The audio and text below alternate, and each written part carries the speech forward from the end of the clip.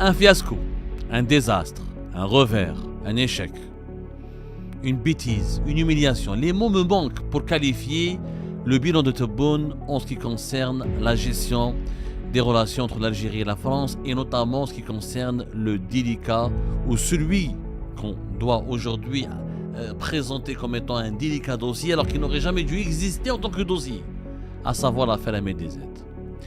Nous l'avons vu aujourd'hui le 2 juin 2026, le ministère français de l'Intérieur a publié un long communiqué, un long texte d'une éloquence très particulière, un texte grandiloquent et précis et d'une rigueur impressionnante, puisque les autorités françaises ont confirmé que tous les sujets de dissension et tous les leviers qui étaient utilisés par Abdelmajid Tebboune et son régime comme un moyen de chantage et des instruments de pression sur les autorités françaises, tous ces sujets-là ont fait l'objet d'un dégel. Aujourd'hui, après 2 années de crise politique avec la France, le régime Tebboune s'est assis autour de la même table avec les dirigeants français pour parler, pour débloquer tous les dossiers qu'il avait bloqués inutilement et gratuitement pendant 2 ans. Les expulsions des migrants algériens, les laissez-passer consulaires, la lutte contre l'immigration clandestine, le retour du renseignement intérieur français à l'ambassade de France à Alger, la nomination d'un nouvel adjoint de la sécurité intérieure qui va être un gendarme français à l'ambassade de France à Alger, la renégociation, l'acceptation du principe de discuter de l'avenir ou d'une renégociation de l'accord de décembre 68 qui régit les privilèges et les droits des citoyens algériens en France. La coopération sécuritaire, la coopération contre le narcotrafic, tout ce qui a été bloqué par Abdelmajid Tebboune de juillet 2024 jusqu'à aujourd'hui a été débloqué. En contrepartie de quoi? Qu'est-ce que Abdelmajid Tebboune a obtenu de la part de la France? C'est ça la question qu'on devra se poser aujourd'hui, Anas. Abdelmajid Tebboune a obtenu quoi? Le départ de Rotaillot. Il est parti parce qu'il y a une crise politique en France et il n'a plus sa place au sein du gouvernement français. C'est l'Algérie qui l'a fait tomber. On va dire oui, même si c'est pas non. C'est ça la victoire de l'Algérie? C'est ça, 2 années de crise, gel des visas, problème avec l'un de nos 3 ou 4 plus importants partenaires économiques. On s'est brouillé avec le pays qui abrite la plus importante communauté algérienne à l'étranger pour Bruno Retailleau? Mais non, et l'affaire Ahmed DZ, elle n'a pas été réglée. Ben oui, Abdelmajid Tebboune, il devra nous expliquer. La réconciliation avec la France n'a pas mené à la libération ou à la remise de liberté de Smaïl Rajab, qui est l'un des principaux accusés dans l'affaire d'Ahmed DZ, qualifié de crime terroriste par le parquet national antiterroriste. Séquestration, enlèvement en relation avec une entreprise terroriste. L'agent des services secrets algériens, l'adjudant-chef Smaïl Rajab, agent du consulat d'Algérie à Créteil, qui travaillait au niveau du service visa du consulat d'Algérie à Créteil, il est toujours en détention, comme c'est le cas depuis avril 2025. Il n'a pas été remis en liberté. Vous allez me dire, mais l'Algérie aussi n'a pas remis en liberté Christophe Glaise. Alors Christophe Glaise et Smaïl Rajab vont les mettre sur le même pied d'égalité? Est-ce que Christophe Glaise est impliqué ou a joué un rôle dans une affaire d'assassinat ou de tentative de kidnapping ou de séquestration? Bien sûr que non. Christophe Glaise n'occupe aucune fonction officielle au sein d'un quelconque service de sécurité français. C'est un journaliste indépendant, militant de gauche, anticolonialiste et un grand ami de l'Algérie et un grand amoureux du football algérien. C'est un individu complètement apolitique. Il n'a aucune tendance politique, il n'a aucun rôle politique. Smaïl Rajab, lui, non. C'est un agent consulaire, un agent des services secrets, titulaire d'un passeport de service. Il engage les intérêts de l'État algérien. Et que devient le mandat d'arrêt international lancé contre Salah ad-Din Selloum, l'ex-premier secrétaire de l'ambassade d'Algérie en France, impliqué jusqu'au cou dans l'affaire Ahmed DZ, et Houssam Eddine Bouaziz, vice-consul du consulat d'Algérie à Créteil, recherché lui aussi dans 2 affaires, l'affaire Ahmed DZ et l'affaire d'espionnage de Bercy. Tous ces officiels algériens sont cités dans un dossier judiciaire ouvert en France, au niveau du parquet national antiterroriste. Au moins 3 hauts gradés des services secrets algériens sont cités dans le dossier Ahmed DZ.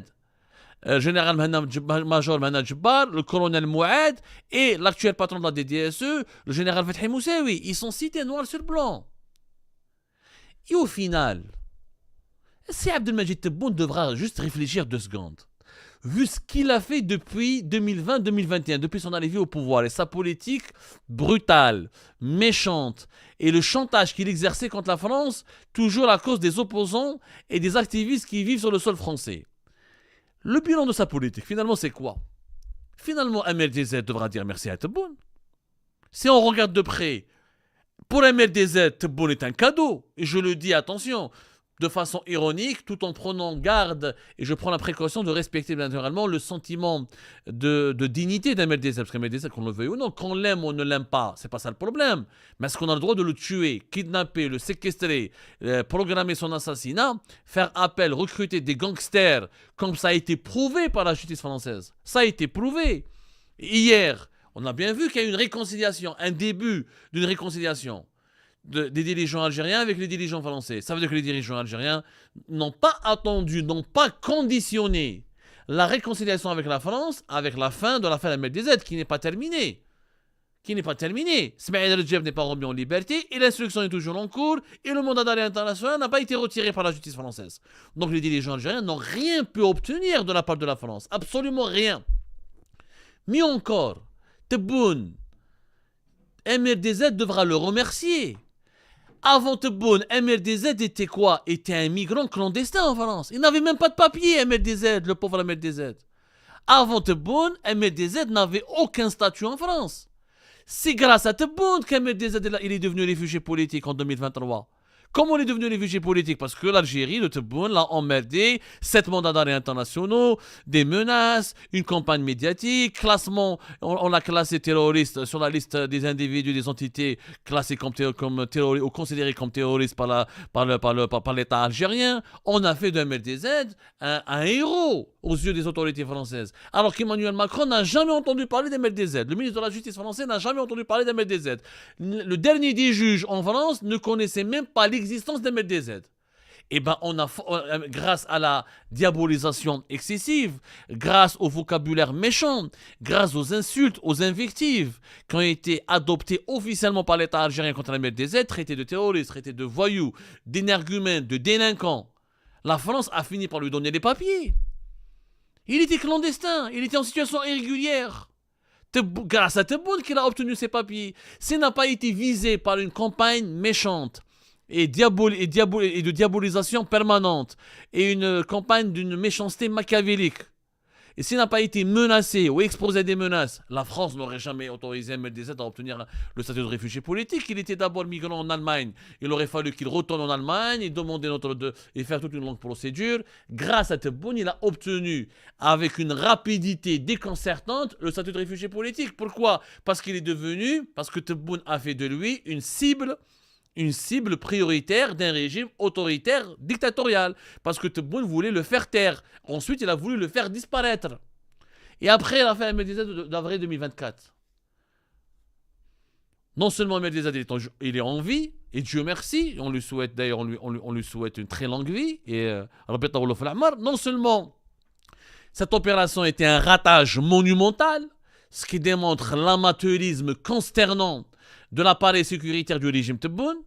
En plus, il est devenu une personnalité internationale, MLDZ. Janvier 2026, il était sur complément d'enquête. Il a traité Tebboune de voyou sur complément d'enquête. Qui a offert cette tribune à MLDZ? C'est Tebboune. S'il n'y avait pas l'opération de séquestration, d'enlèvement et l'opération d'assassinat qui a été programmée avec des gangsters, avec des voyous, des délinquants, des criminels, un État qui s'associe à des criminels, une honte absolue. S'il n'y avait pas cette opération MLDZ, comment MLDZ aurait pu se retrouver sur France 2? Est-ce qu'en 2019, France 2 aurait eu l'idée d'interroger MLDZ? MLDZ est en France depuis 2016, 2014, 2015. On va dire, moi, 2015, 2014. Quand je l'ai interviewé, moi, quand j'étais à Algérie Focus, c'était 2015, je crois. Entre 2015 et 2016. Il était méconnu, inconnu du bataillon. Personne ne le connaissait en France. Est-ce que Bouteflika a fait les mêmes erreurs que Tebboune? Regardez la différence entre Bouteflika et Tebboune. Bouteflika n'a jamais diabolisé MLDZ. Il n'en a jamais fait une affaire d'État. Il n'a jamais l'utilisé, il n'a jamais fait du chantage pour demander à la France de l'extrader.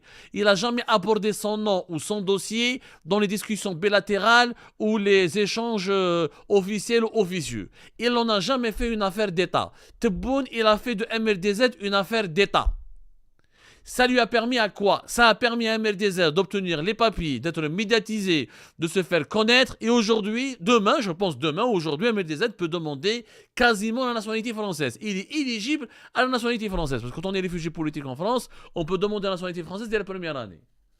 MLDZ, franchement, moi si j'étais à sa place, je sortirais le couscous chaque vendredi pour dire merci à Dieu de lui avoir envoyé Tebboune. Tebboune a sauvé, il a donné du sens à la vie d'MLDZ.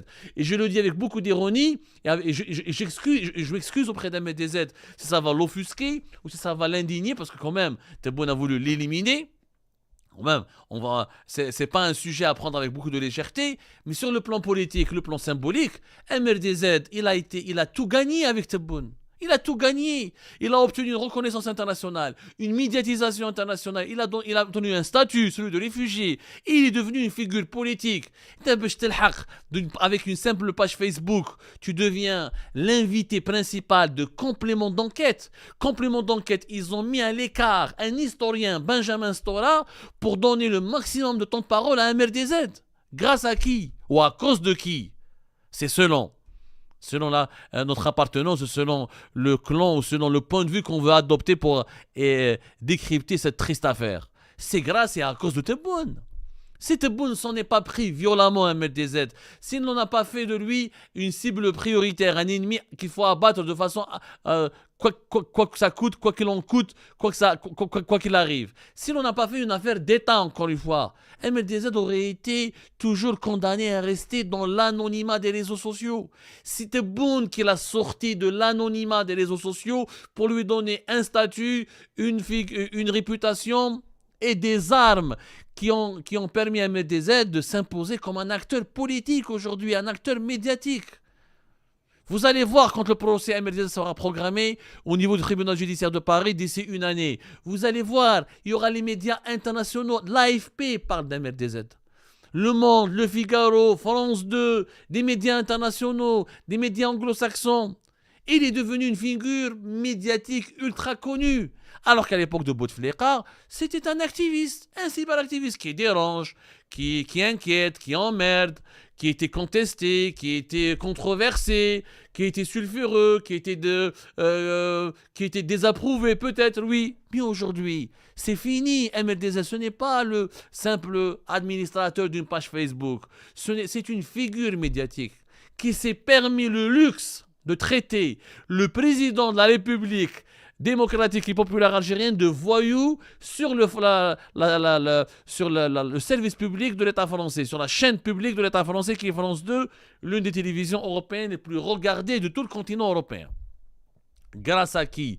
Merci qui? Merci Abdelmajid Tebboune. C'est un désastre, Tebboune. Vous êtes un désastre, monsieur Tebboune. Non seulement vous avez provoqué une crise inutile qui n'a ramené rien à l'Algérie avec la France. On n'a rien gagné.